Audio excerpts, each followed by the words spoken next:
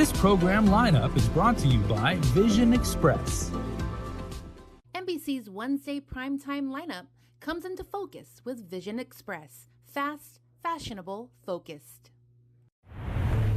KUAM TV8, first on Guam. KUAM TV8, home of the Milan Cortina Olympics. Coverage begins February 6th, 2026. KUAM News headlines are presented by Calvo's Insurance, protecting Micronesia for 85 years. Matson and the Adai Itano program. Apply at matson.com and McDonald's of Guam. I'm loving it.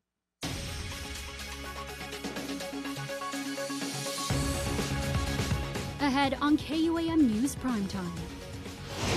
The FY 2026 budget is on the table, but with millions in projected revenue loss, senators question whether it protects Guam's stability or puts it at further risk. I'm Nevaeh Anderson with the details coming up. Guam Congressman James Moylan reveals his former chief of staff is under investigation for, quote, financial irregularities following his resignation. I'm Mitsuki Hirayama with more on the implications coming up. The Guam Department of Education continues to face a teacher shortage, but efforts are underway to fill in the gaps. More on this tonight. Havade and good evening. Welcome to KUAM News Primetime. I'm Destiny Cruz-Lingus. Thanks so much for ending your day with us. Lawmakers have spent the past 3 days combing through GovGuam's FY 2026 budget plan, a process some are calling, quote, a big, beautiful compromise. However, with tax rollbacks, shrinking surpluses, and federal support drying up, senators and department heads question whether this budget is built for stability or for shortfalls. Nevaeh Anderson reports. Resolving into a committee of the whole on Monday, the legislature entering workshop mode to scrutinize each line of Bill 44's over 160 pages outlining GovGuam's fiscal year 2026 budget.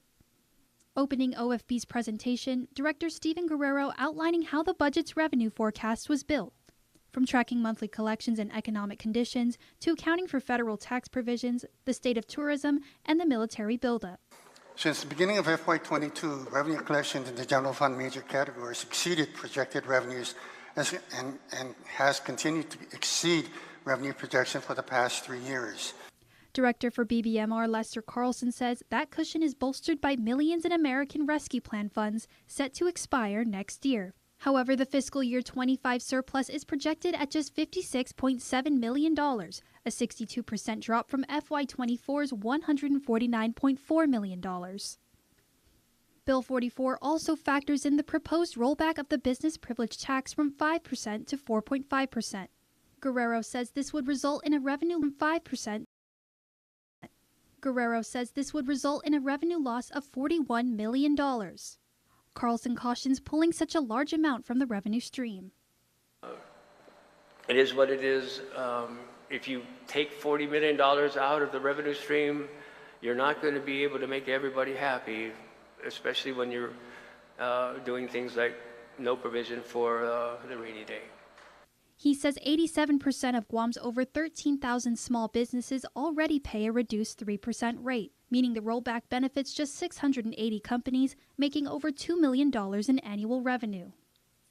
The discussion turning to the One Big Beautiful Bill, Carlson noting that with impending tax deductions under the federal budget, our government's revenue will be reduced by about $8 million per year. Senator Sabina Perez and Guam State Clearinghouse Administrator Stephanie Flores warning of bigger risks. It lays out a tax cut when we don't know the true impact it will have on the government. Every day we worry about whether or not funds are going to continue to be available. And if we reduce the BPT this year, are we going to be able to increase it next year when we need to? With amendments still ahead, lawmakers now face the task of deciding whether this compromise budget truly prepares Guam for the years ahead or leaves the island exposed to deeper cuts. Nevaeh Anderson, KUAM News. The Department of Justice has launched an investigation probing, quote, financial irregularities in connection to Guam Congressman James Moylan's office and his former chief of staff. The delegate himself coming forward with the information as he points the finger to his ex-top aide who denies any wrongdoing. Mitsuki Hirayama has the details. With this video sent to local media Tuesday afternoon. Havade. As many of you know, earlier this year, my chief of staff resigned. Guam Congressman James Moylan reveals his office's finances are under scrutiny and implies that his former chief of staff is to blame. Following the former staffer's departure, the House of Payroll and Benefits uncovered financial irregularities directly linked to the former staffer's responsibilities. Though Moylan never says his name, the only former chief of staff that resigned earlier this year is Bobby Shringy, who left in March. Once he was made aware of the discovery, the delegate says he took immediate action by working with House officials, referred the matter to the DOJ, and requested a full investigation himself. And at this time, I cannot share any additional details since the investigation is ongoing. Now, however, in the spirit of transparency, I'm providing you with this information and will provide updates as allowed by DOJ guidance. In response, Shringy tells KUAM he has no idea what financial irregularities the delegate is alluding to. He rejects the implications that he acted independently or without Moylan's knowledge. He says during his tenure, the congressman was not only his immediate supervisor, but fully informed of operational and staffing matters at both DC and Guam offices with detailed updates on a daily basis. So he was, quote, surprised and disappointed that Moylan did not first seek clarification from him before independently referring it to the DOJ. While this matter is now in the hands of the appropriate authorities, I want to emphasize my respect for the rule of law and the principles of due process. Every individual deserves a fair and impartial investigation. I have full confidence in the criminal justice system to carry out the work with integrity. Shringy says he has not been notified by any investigative authority, but remains prepared to cooperate fully, sharing confidence that he carried out his duties responsibly and accordingly. He adds, quote, I will not allow my integrity to be called into question without factual basis, nor will I allow myself to be used as a scapegoat for decisions made under the congressman's own oversight. Matsuki Hirayama, KUAM News. And KUAM reached out to the delegate's office for clarification on the, quote, financial irregularities and the investigation, but have not heard back as of news time. To read the full statement from the former chief of staff, just visit this story on KUAM.com. A teacher shortage has long plagued the Guam Department of Education, and less than a week into the new school year, education officials are sharing how it's affecting classrooms and what's being done to close the gap. It's only day 5 of the new school year, and while students are back in class on schedule, GDOE is still short 54 teachers, 18 at the elementary level, 32 in secondary, and 4 in special education. Dr. Barbara Adamas, Acting Deputy Superintendent of Educational Support and Community Learning, says it's all hands on deck to ensure instruction continues. The problem it poses is the schools, the principals are working on using their school aides and other staff to cover the classes.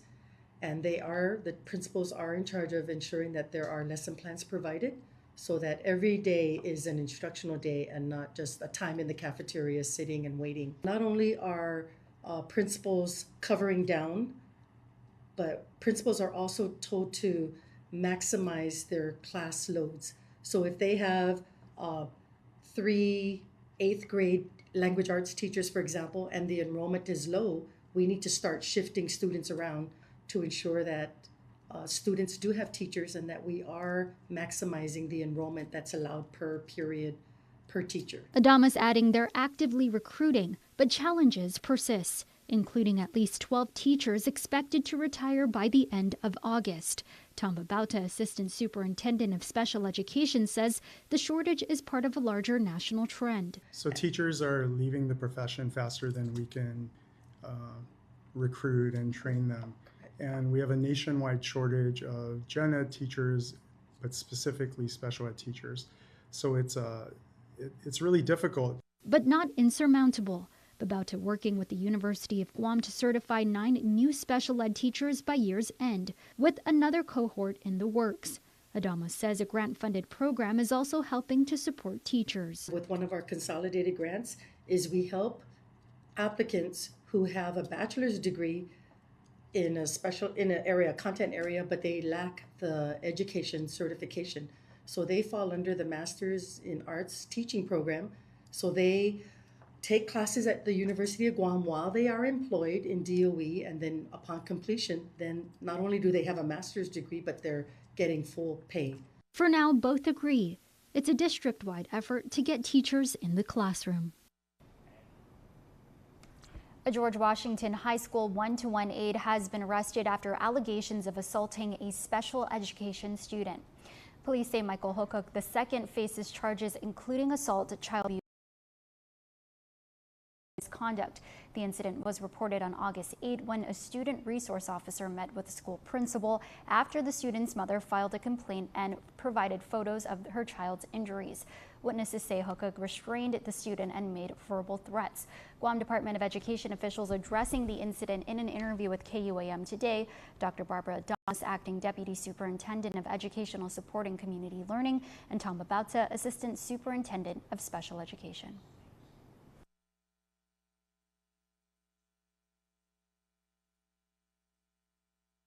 I want to assure parents in the community that we want a safe, structured environment for all of our kids, and we really value ensuring that students are in a nurturing situation, especially kids with special needs, right? So we take all those cases seriously. The school acted immediately upon finding out the information. The one-to-one aide is now assigned to Central while the investigation remains open and active. Meantime, Hokuk was booked and released. The case is now with the Attorney General's office. A Jotnia woman already on pre-trial release for a drug case is back behind bars after police say she admitted she planned to smoke meth right after a probation check-in. According to court documents, 38-year-old Angelica Marie Taisakan was pulled over Monday for driving a car without a registration sticker, and officers say she didn't have a license. When asked if there was anything they should know about, she told police she had drug paraphernalia in the car. A search turned up pipes, syringes, and 5 grams of crystal meth. Taisakan is already facing a similar charge from June and is on probation for a 2022 drug conviction. Magistrate Judge Sean Brown set her bail at $500 cash. If convicted, she could spend up to 30 years in prison. One of 7 people accused in a $1.9 million pandemic unemployment assistance fraud case is facing additional scrutiny, this time for a possible drug violation. Tina Sanchez appeared before District Court Magistrate Judge Michael Bordalio after a sweat patch drug test came back positive for methamphetamine and amphetamine. Although 2 urine tests reportedly returned negative results, the U.S. Probation Office has requested a review of her release conditions. Sanchez remains free under supervision with orders to continue drug testing and undergo an assessment. A follow-up hearing is scheduled for September 4th. Sanchez is one of 7 defendants charged in a connection to a sweeping pandemic aid fraud scheme. The others are Frankie Rosalind, Charissa Tenorio, Winnie Jo Santos, Matthew Tapasna, Kathleen Pareto, and Marlene Pinalla. Together, they're accused of filing fraudulent PUA claims totaling nearly $1.9 million, $492,000 of which they allegedly pocketed at the height of the COVID-19 crisis. Time for a quick break. You're watching KUAM.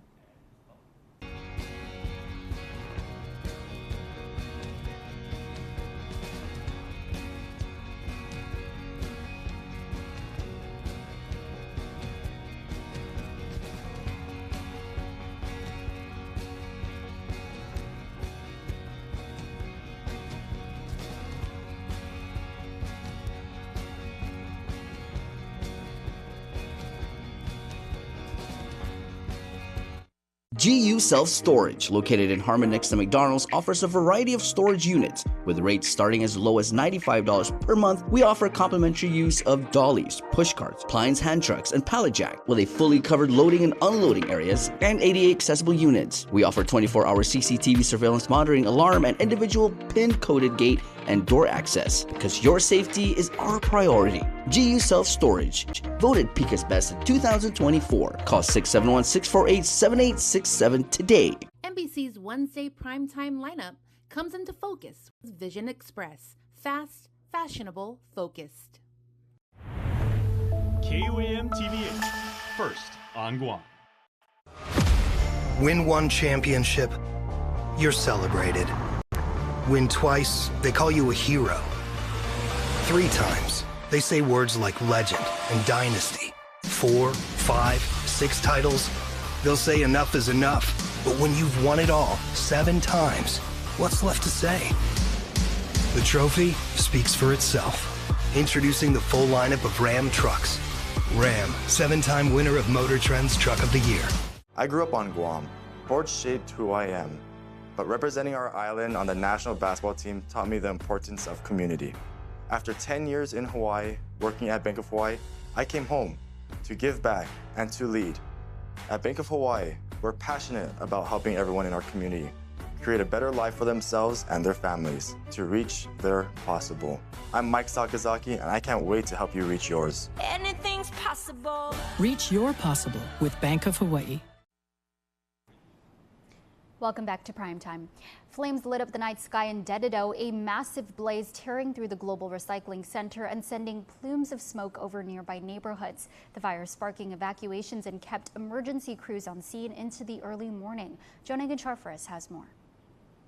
Just after 10:30 p.m. Sunday, the Guam Fire Department rushed to the Global Recycling Center on Batulu Street in Dededoo. What began as a reported auto fire quickly escalated into a raging inferno. Multiple tires, vehicles, and a makeshift structure fully engulfed. With heavy smoke and flames, GFD spokesperson Captain Nick Garrido says they did urge residents in the East Santa Barbara and East San Antonio area to consider temporary evacuation for safety. Dededoo Mayor Peter Benaventi. Me and my staff went out there just to we just went out there to make sure that the traffic, or we blocked the traffic so GFD can do their work, and also made sure we checked the adjacent streets where the downwind was going. That way there was no smoke of any sort going towards the residential area. If we had to evacuate, we were going to evacuate, but for the most part, everything, as far as the wind was blowing for the smoke, everything was okay. 3 GFD engines fought the flames, but additional assistance was needed, Garrido explains. The unit that first arrived did request for assistance from an additional engine. However, though, they did request also for a tanker through our mutual aids. And the reason being was that the closest fire hydrant was along Marine Drive. And then the other one on the opposite side was closest to the former Guam International Country Club. So we had requested the assistance of Anderson Fire and Emergency Services, the Joint Region Marianas Naval Base, as well as the Guam International Airport Authority. By 2 a.m., the fire was under control.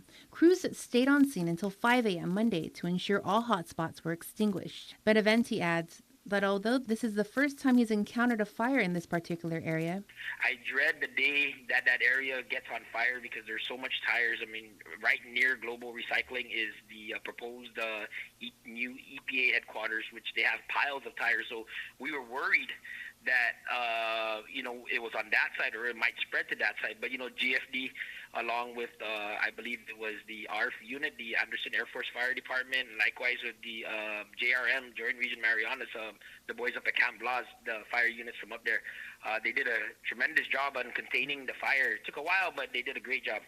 No injuries were reported. As for the cause of the fire, So there is an investigation. This is in collaboration with our partner agencies, the Guam EPA, Guam Police Department, as well as our Fire Prevention Bureau, our fire marshal, and the arson investigator. Garrido also stating that something that they've been seeing more often are auto fires. This weekend's incident is definitely a prime example of what could happen when an auto fire ignites and then it starts to catch on to other things. Fortunately, we were able to contain that. So just something that we always want to share with the community is please look out for these things. I know we always say if you see something, say something, but also just proper education. We educate one another. We share these stories, we share these incidences that occur in hopes to avoid any future incidences like this to happen again. And I think for us, from the fire department perspective, is we're gonna respond to all and every alarm that comes our way. Jonah Gonçalves, KUAM News. The U.S. Army Corps of Engineers is again seeking public input on a new emergency shoreline protection plan in East Hagåtña.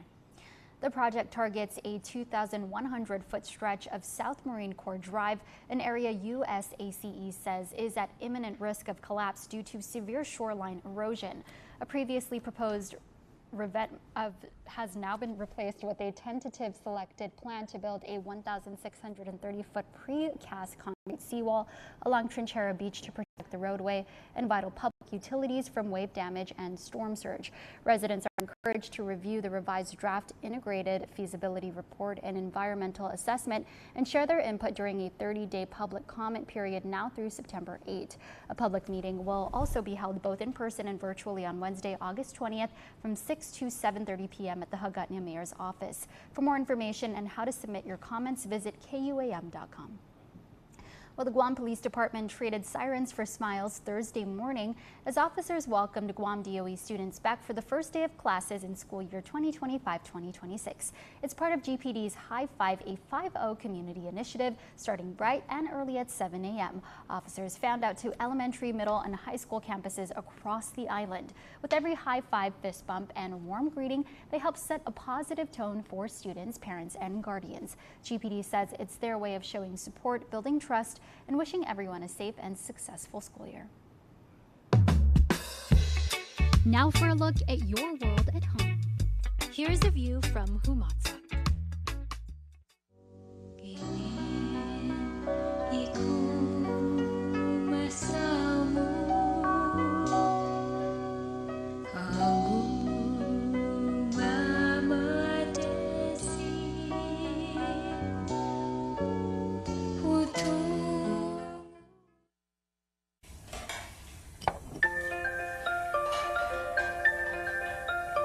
Honey, do you want some milk? Do you ever wonder how your favorite products make their way into your local stores? Most arrive on state-of-the-art Matson vessels that transport containers of food, household items, equipment, and supplies into the islands every week. Because we know that you depend on us, we work closely with our partners to ensure that our shipments arrive on time, all the time, so you can find your favorite products when you need them. We transport the region's most precious cargo that supports successful businesses and promotes a better quality of life for our families. Matson is proud to have been the hometown shipping carrier for Guam, the CNMI, and Micronesia for the past 25 years, and you can count on us to be here for generations to come.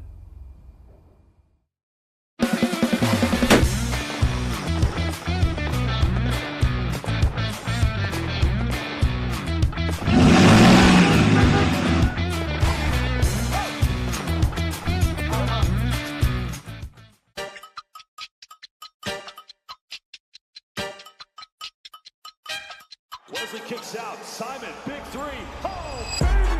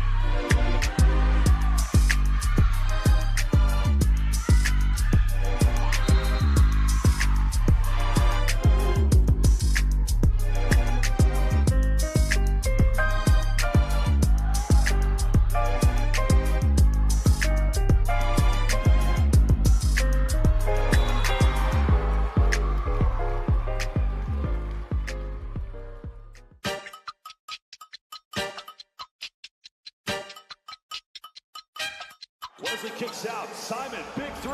Oh, baby!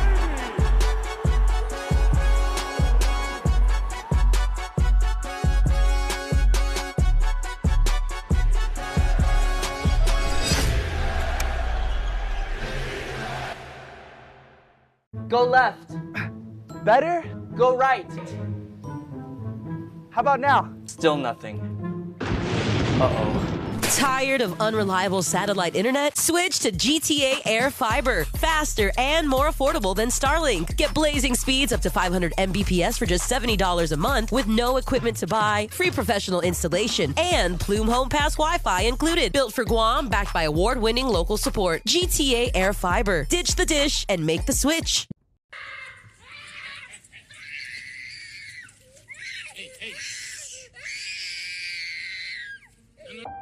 Sometimes parenting can be hard.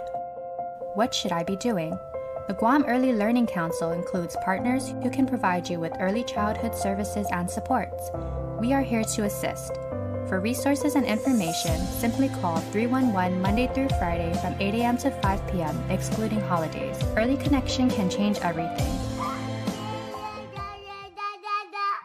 Now, for a limited time, get our largest pizza at our lowest price. Just $9.99 for our classic New York-style pizza. It's 30% larger than our large, and at only $9.99 for carryout. Don't wait. Order now at your Island Pizza Hut. Don't need a work break, keep the smile on your face. The moments you can't replace, and I'll be around. Whoa, you can count on me.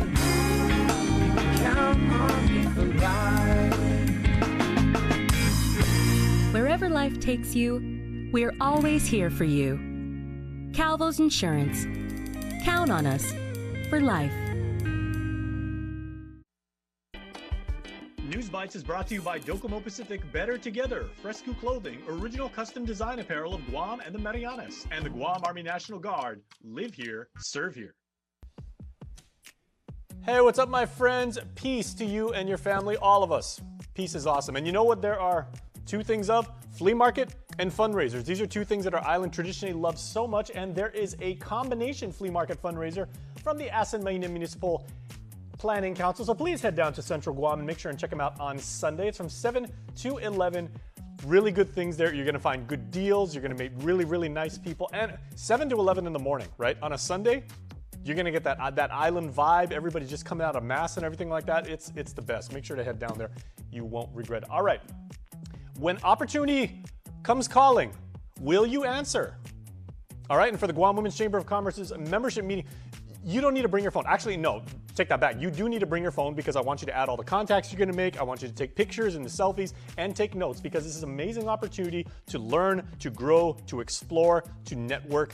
All you got to do for just $35 if you're a member and just $10 more if you're not a member. Make sure to go there. Amazing ladies doing incredible things with entrepreneurship, and it is such a wonderful community. So bring that phone, post to Instagram. Be awesome. All right, and then grow your income. All right, opportunity is one thing. Making sure that you have money in the bank is another thing. And my friends at the Salvation Army are teaching all of us, myself included, how to do that. So it is next Monday and next Tuesday. This isn't one of those all-day things, and nothing wrong with those. But it's just maybe about an hour or so out of your time. Make sure to go check it out because it is going to be amazing, and they are going to teach you how to accrue money and what to do with it. Proper financial planning, all right? I've been saying this all week. Financial literacy is something that didn't exist when I was younger, but the fact that it's here now and you have wonderful people like the Salvation Army teaching all of us how to manage our money together is amazing. People of all ages need to do that. All right, Ages 2 is about birthdays. Yes, that sounded good. So here's birthdays for you tonight.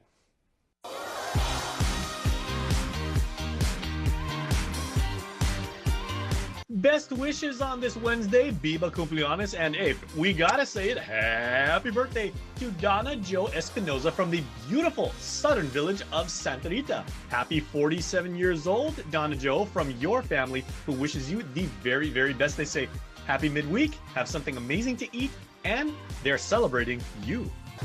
Want to wish your special someone a happy birthday? Just click the QR code here on your screen or email birthdayclub@KUAM.com. And that's your Primetime Show. Thanks for watching. I'm Destiny Cruz-Lingus. Have a safe evening and stay beautiful.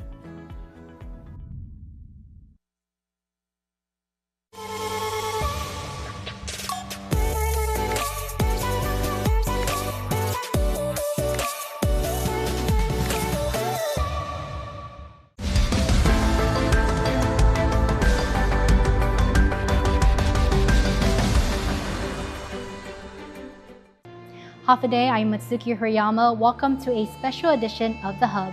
We start this show as Team KUAM takes a closer look at the 75th anniversary of the Organic Act, its history, what it means for Guam, and day-long celebrations on August 1st. We start things off as KUAM intern Janice Carrasco takes a closer look at the Organic Act. She wanted to know more what it means and its significance to the people of Guam. She made her way to the Guam Museum to speak with Dr. Mike Bavacqua. The Organic Act represents an important step, an important moment, an important document in Guam's history, in the story of the Chamorro people, but it's not the end of the story. After the United States recaptured Guam from Japanese forces during World War II, the naval government was reinstated again, but frustration lingers for the Chamorro people. The Chamorro people are very frustrated by that because the wounds from the Japanese occupation are fresh. They're still burying the dead from the occupation, and the Chamorro people were loyal to the United States. They died for their loyalty.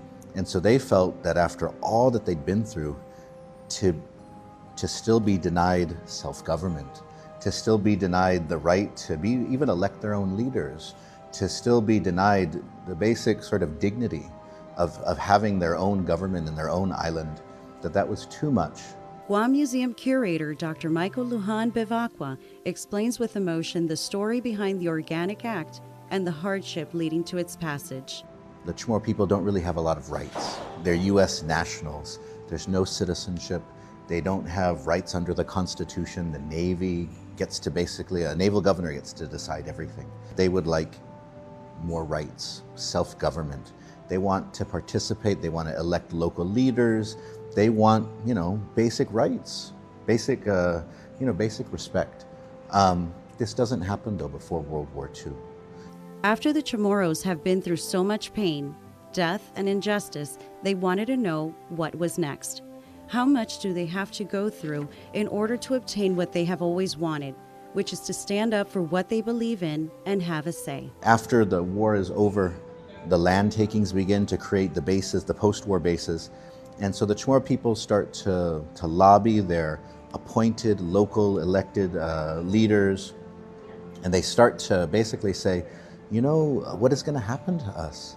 There's so much uncertainty. What's next? And so this really starts the citizenship movement. People such as the late Carlos Taitano, people such as Franklin Baza Leon Guerrero, Tony Wampat, other leaders of that time lobbied the United States more forcefully. They traveled to Washington, D.C. and found supporters who spoke up to the media about how unfairly the Navy was treating them. Even after everything they had sacrificed and suffered, after all of that, the U.S., the country they fought for, was still taking their land. Part of the Organic Act was also to retroactively authorize the taking of land from the people, because now you're citizens of the United States, so now it's okay that we took your land for our military bases. The U.S. gave Chamorros citizenship after taking their land, using the Organic Act to make the land grabs seem legal. This is kind of the first steps. It takes a little while. Even though the Organic Act has been an improvement, the Chamorro people still do not have any control over it.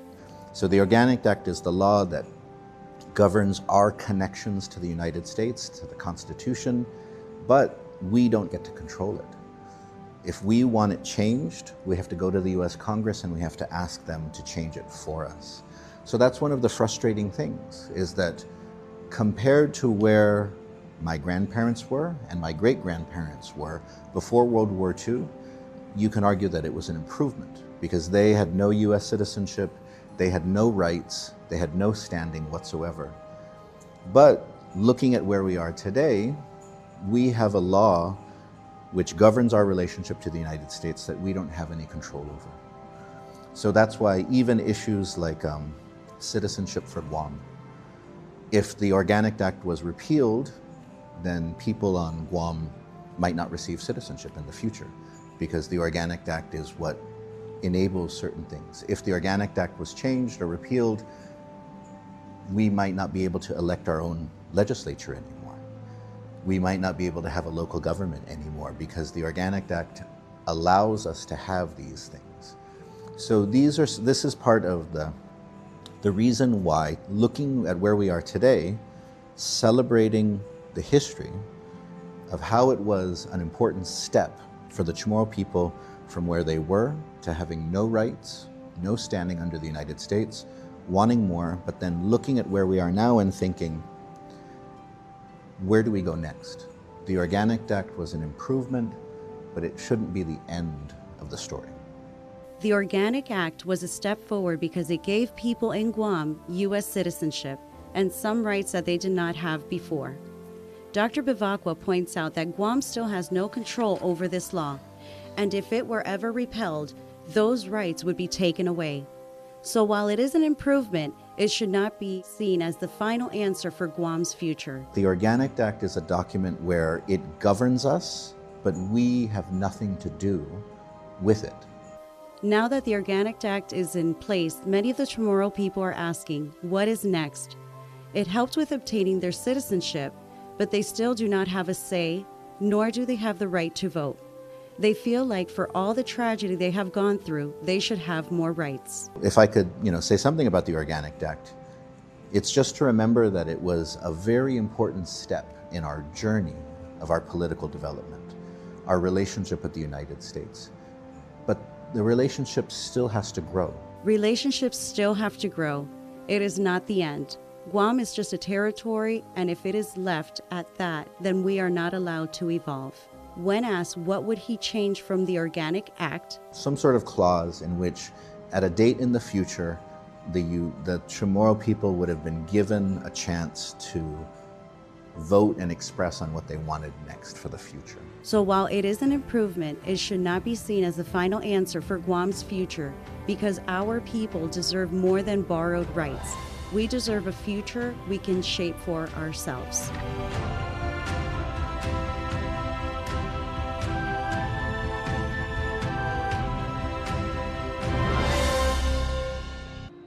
Don't go anywhere, because coming up next, Destiny Cruz Langes speaks with attorney Mike Phillips, who shares his personal connection to this pivotal chapter in Guam's history.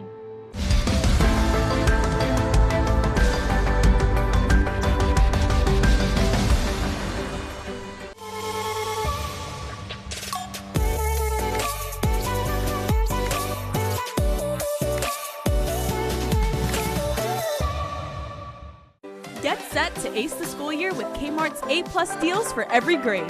Crush the classroom with unbeatable deals on school supplies, plus tasty snacks and drinks that are perfect for packing lunches and powering through the school day.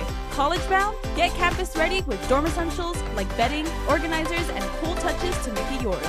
Teachers, score everyday discounts on classroom essentials to spark every student's success. Move to head of the class only at Kmart. Kmart, back to school, back to cool. NBC's Wednesday primetime lineup comes into focus with Vision Express. Fast, fashionable, focused. KUAM TV8, first on Guam. Get yourself ready for a trip through McDonald land. There's milkshake volcanoes, you'll even find a French fry fetch. But just turn around and see if you won't find a hamburger patch as a handful of McDonald's and McDonald Land. Come get the new Mount McDonald Land Shake when you order the McDonald Land meal.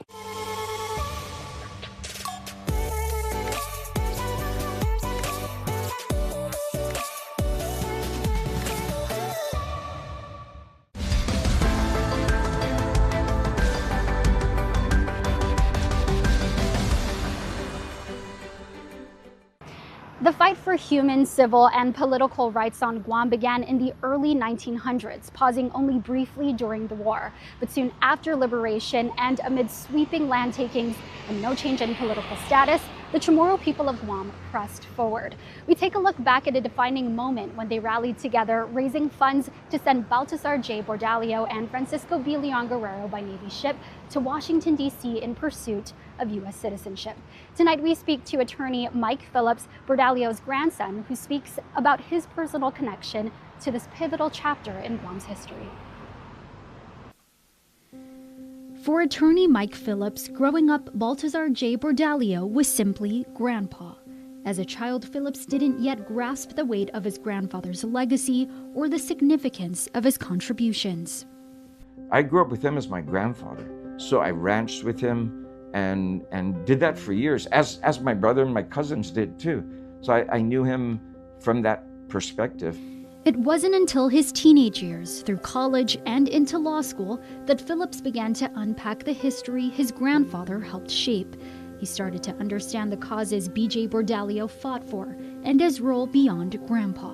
Bordalio was chair of the upper house and part of the two-man delegation, alongside Francisco B. Leon Guerrero, sent to Washington, D.C. to lobby for U.S. citizenship, an effort driven by island-wide support.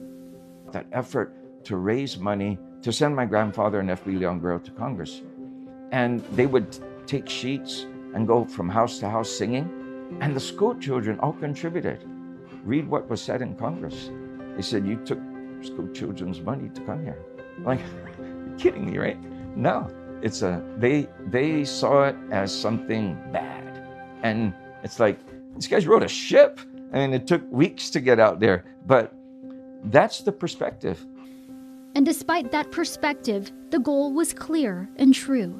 In a speech before leaving for D.C., B.J. Bordalio explained the purpose of their journey. He talked about the reason why they would seek U.S. citizenship, and it was because they wanted full human, political, and civil rights. And a lot of people don't think that means anything, and it really does. There's a significance there. And while legislation was introduced in Congress when the pair arrived, the final word coming down. Phillips says the delegates were offered a title, nationals, but without rights. They were told they could return home as heroes, but they refused. When he was leaving his presentations in Congress, they knew that it wasn't going well. The Department of the Navy showed up and testified very strongly against Guam, receiving any of the rights and privileges. B.J. Bordalio even writing a report to the Secretary of the Navy, outlining conditions on the island. This is after his congressional presentation. He knew it wasn't going to go well. I mean, he knew that there's no hope that they were going to pass the bill.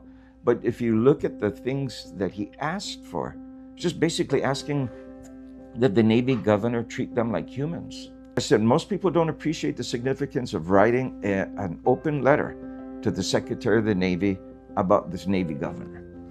That's it. You're going to pay a price. My grandfather was called a communist because he refused to work for the Navy free 2 weeks a year. Chamorro men were required to work 2 weeks a year for the Navy, free. And he said no. Many said no, right? Still, the fight didn't end there and was later reignited through the Guam Congress walkout and ultimately the signing of the Organic Act. And as the island reaches its 75th anniversary of that milestone, Phillips says the work is still far from over. Our celebration and recognition of the Organic Act really should be, and that is okay. That's one step. We went a lot further, but we haven't finished. Oh my God, there's so much more to go. Phillips, alongside Victor Lujan, grandson of the late Carlos Taitsino, one of the leaders who brought about the signing of the Organic Act, continuing to echo that sentiment today, speaking out during a press conference to kick off the 75th anniversary of the Organic Act. He hoped many things for Guam, and particularly to live long enough to see the day when Guam is no longer a colony. He passed away at the age of 92 with that wish unfulfilled. Even so, my grandfather and leaders of his generation demonstrated that even if the odds are against you, even if the powers against you seem impossible to overcome, you can change things for the better. If my grandfather and his peers could, maybe, and I firmly believe we can, just maybe we can achieve this goal in my lifetime. To me, that example is Carlos Pangilinan Taitsino's true legacy. It definitely was something to celebrate. It was a transition, and we kind of left out that part. We've kind of just revolved around the Organic Act, and that's what we have. And it's not. It's such an opportunity. The path is still there, and we just have to fight. Up next, Dr. Robert Underwood shares his perspective on the Organics Act and what it means for Guam. Keep it here.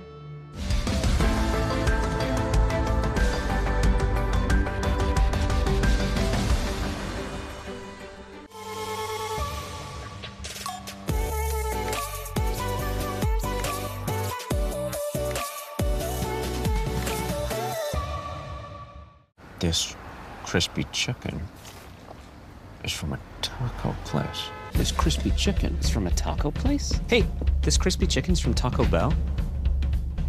The taco place? This chicken is so perfectly crispy with tortilla chip coating. It's from a taco place. Guys, what? It comes in a burrito too? From your taco place, it's also a chicken place that's also a taco place. Guam's auto appearance specialist, Elegant Reflections, has been providing the automotive industry with professional detailing and car care products at its highest quality, from complete detailing, full interior detailing, exterior detailing, headlamp restoration, hand washing, seat and carpet shampoo, engine degreasing, undercarriage cleaning, paint sealant, fabric protection, paint oxidation removal, and so much more. Visit us at our new location. Call 646-5555 for an appointment. Elegant Reflections, Guam's auto appearance specialist, over 20 years of experience.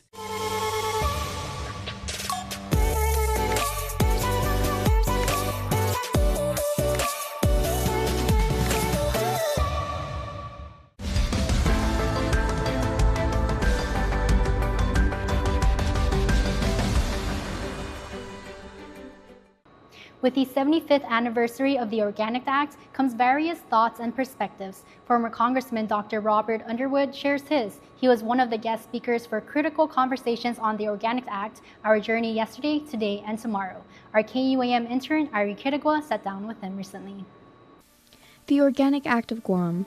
What is it? How are the island and its people impacted? And what do people know about it? With the act commemorating its 75th year, public figure and former Congressman Dr. Robert Underwood shares his thoughts. Well, the Organic Act was a dramatic step forward, so it seemed at the time, in which case the government of Guam actually became formalized as a civilian government, and basically the Chamorro people were granted U.S. citizenship. You don't have any inherent rights here in Guam as an American citizen. Because your rights here are not granted by the U.S. Constitution, they're granted by the Organic Act. Considering how long the act has been in place and what it involves, Underwood believes that there is still much more to do. And so the Organic Act became a vehicle through which Guam's status was not resolved. That maybe it was improved, but not resolved. He emphasizes that if the people want something to change on Guam, they have to change something in the Organic Act. We were supposed to go from a non-self-governing territory to a full self-governing entity, and the Organic Act doesn't really facilitate that. And so that's the main weakness of it. So in a sense, we're stuck. We're stuck in status quo, and nothing represents the status quo like the Organic Act. Underwood addresses that the act leaves the people of Guam without a formal and effective say in the island's political status. The first thing I would change in the Organic Act is that it should allow the Chamorro people of Guam to decide the political future of the island. That's the main issue. That there should be established a process through which we either become independent, freely associated, or a state of the United States. Absent any of that, this will continue on. This kind of colonial status and legal tyranny will continue on for the future. It's like somebody bought you a new house and now you're living in the house, and so, well, it's better than not living in a house, but it's maybe not the house you want. And then maybe it's not the house that you can control. So there's a certain element of comfort attached to it. But in reality, at the end of the day, it's only a step. And we're now stuck. Now what's the next step? Understanding the act goes hand in hand with understanding the impact it has. And if change is wanted, Underwood believes it starts with that understanding. It's almost like people don't even understand what it is. They don't understand that it changed the nature of the relationship. They don't understand where their political rights come from. They don't understand that Congress makes all the decisions. It's all there in the Organic Act. And so that is the main focus should be, is how do we change that so that we become more empowered over our lives. If they knew more about the Organic Act, then they'd be happier to change it. I'm Ari Kitigwa reporting for KUAM News.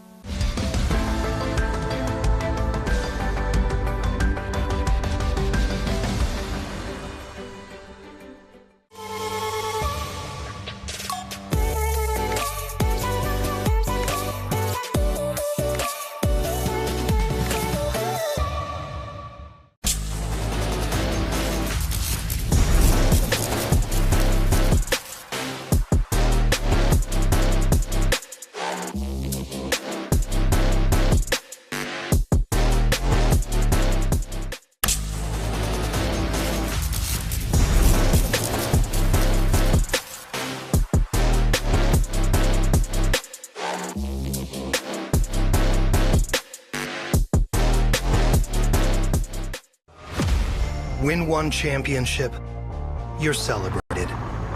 Win twice, they call you a hero. 3 times, they say words like legend and dynasty. 4, 5, 6 titles, they'll say enough is enough. But when you've won it all 7 times, what's left to say? The trophy speaks for itself.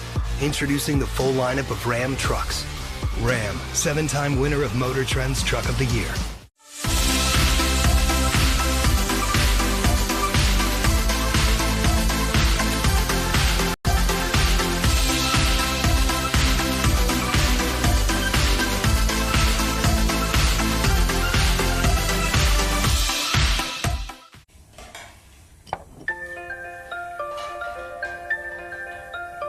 Honey, do you want some milk? Do you ever wonder how your favorite products make their way into your local stores? Most arrive on state-of-the-art Matson vessels that transport containers of food, household items, equipment, and supplies into the islands every week. Because we know that you depend on us, we work closely with our partners to ensure that our shipments arrive on time, all the time, so you can find your favorite products when you need them.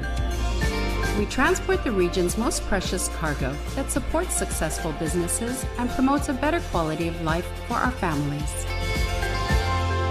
Matson is proud to have been the hometown shipping carrier for Guam, the CNMI, and Micronesia for the past 25 years, and you can count on us to be here for generations to come.